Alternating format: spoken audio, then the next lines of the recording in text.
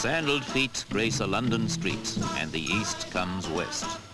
The kimono here is no Carnaby Street caper, but part of a determined gesture by Japanese who live in Britain to retain their national dress and continue traditional customs and cultures.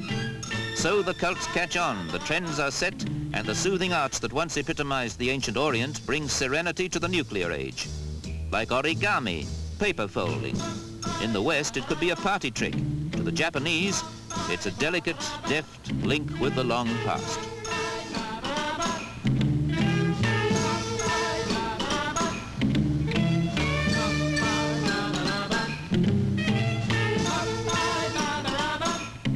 The crane is a symbol of long life and good fortune in Japan, and strings of these paper birds are used as significant offerings in shrines and temples.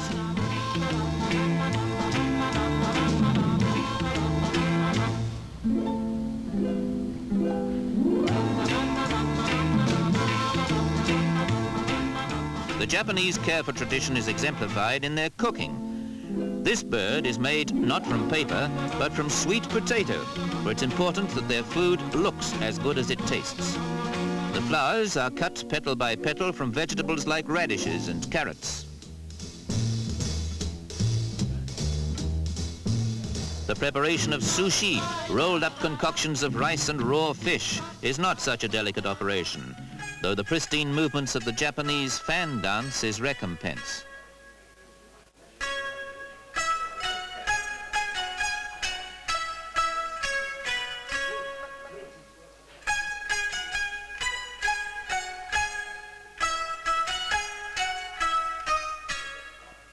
Eating Japanese style is a tradition in itself, a cross-legged chopstick affair which turns lunching into a gastronomic adventure. The land of the rising sun as we all envisage it. Authentic, yet Tokyo is thousands of miles away.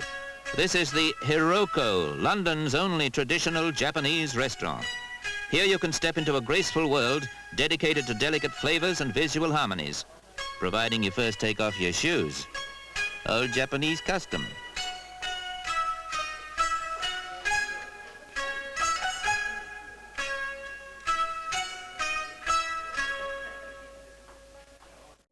Before you begin your excursion into Nipponese noshery, hot towels are the order of the day. And they are hot. But old Japanese custom.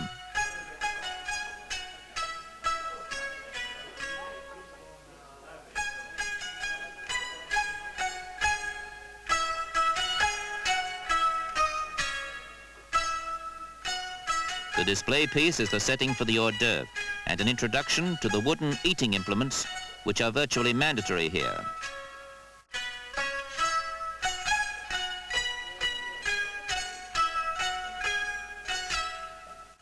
This is certainly the place to go if you've got a yen for Japanese food, though you can pay for the meal in sterling.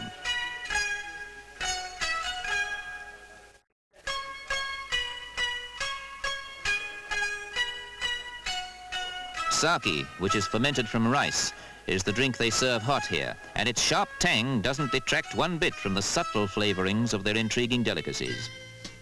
The skills of the kitchen staff make short work of the preparation.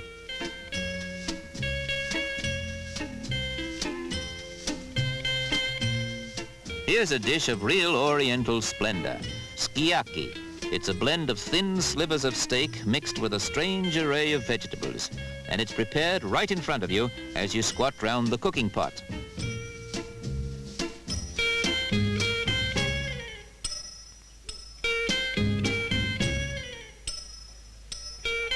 A raw egg is broken into your eating bowl, into which the sukiyaki is dipped as it comes out of the pan.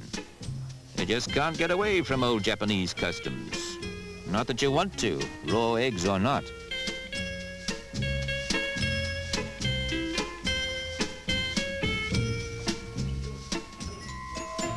A lot of Japanese food is non-fattening, so you can down an 8-course lunch without too many calorie worries. Afterwards, if you're lucky, you can watch a dance. But unhappily, you won't get that traditional communal bath.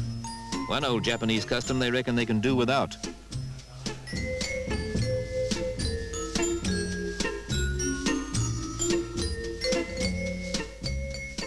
Yes, Japan's influence is widespread. It's even affecting our trees.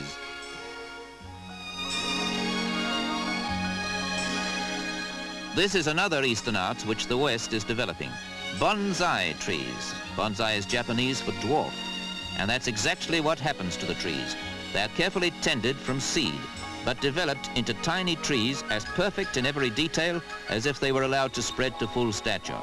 After centuries of growth, a bonsai tree may still be only a couple of feet high. A miniature miracle. Cultivating a bonsai tree is a skilled exercise. An essential part is pruning the roots and repotting, but it must not be allowed to outgrow itself. You can go on dwarfing a tree forever.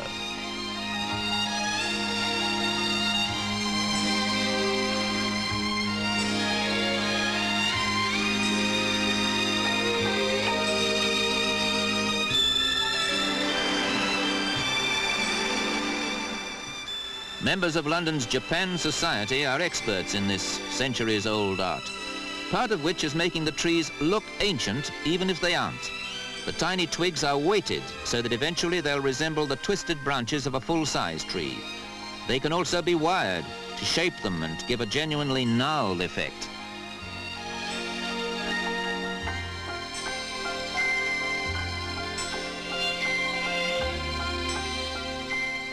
Bonsaiing is another of the Japanese influences which are fast catching on. Just one of the secrets that have been shed to prove the East really isn't so inscrutable after all.